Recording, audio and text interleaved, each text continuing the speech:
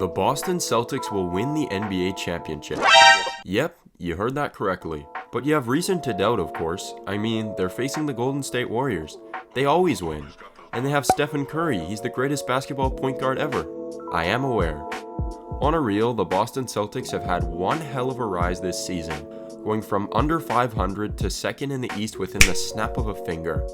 And they've easily had the toughest route to the NBA Finals, playing against a two-time Finals MVP and the guy who scored arguably one of the biggest shots in NBA basketball history, and the rest of the Brooklyn Nets in round 1, beating them handily at the end.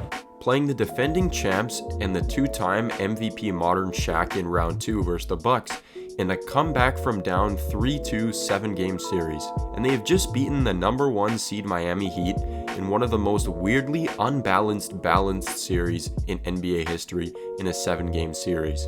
And now they have to play the Warriors in the finals, who've won 3 titles in the last 8 seasons and have now made 6 out of the last 8 NBA finals. Looks like an impossible task. Well, it's going to be tough, but today I'm going to explain why the Boston Celtics will beat the Golden State Warriors in the 2022 NBA Finals, and how Jayson Tatum, Jaylen Brown, and gang will claim their first championship since 2008. If you guys enjoy under-the-radar basketball content, etc., consider hitting a like and a sub. I try to put out 1.5 to 2 videos a week, so if that interests you, consider joining the Load Management family with a sub. Let's get back to the video. The Boston Celtics are like no team the Warriors have faced this playoffs, apart from a banged up Memphis Grizzlies.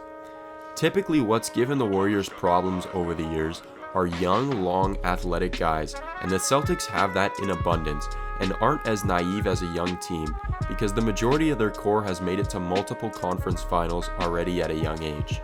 Let's look at the matchups.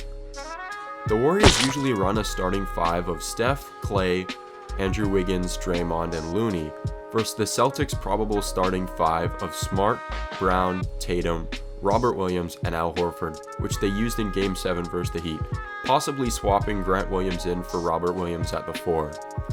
Both teams match up evenly.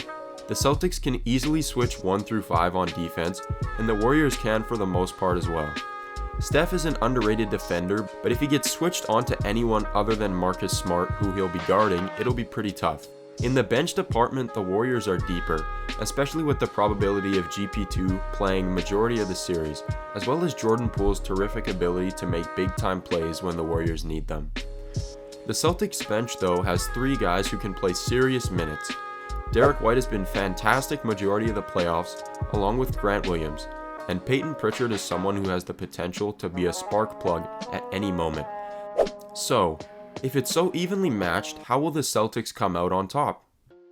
The Celtics are the number 1 defense in the NBA, and there is no one on that roster who plays significant minutes that can't clamp. The Warriors in the previous rounds were able to seek out favorable matchups, which they exploited.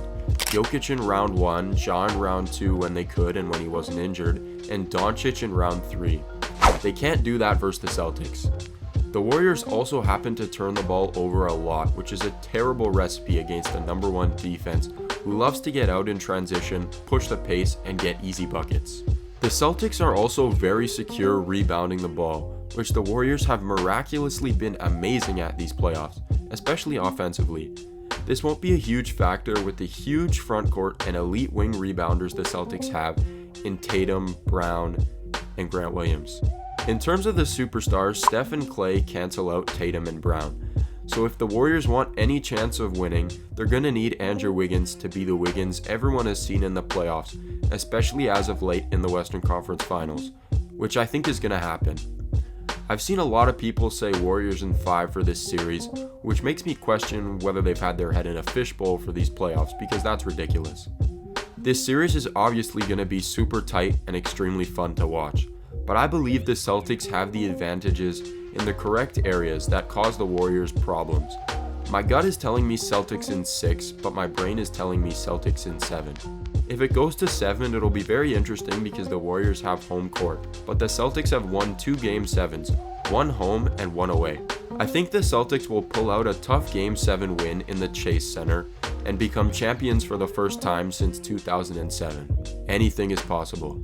Anything's possible. Anything's possible! Thank you guys for watching. Leave a comment below who you think is going to win the finals, whether you agree or disagree with me. Like and subscribe, and as always, stay rested. See you in the next one. If you enjoyed this video, I have another video talking about Andrew Wiggins and his unique role change in the NBA. You can check that out right here.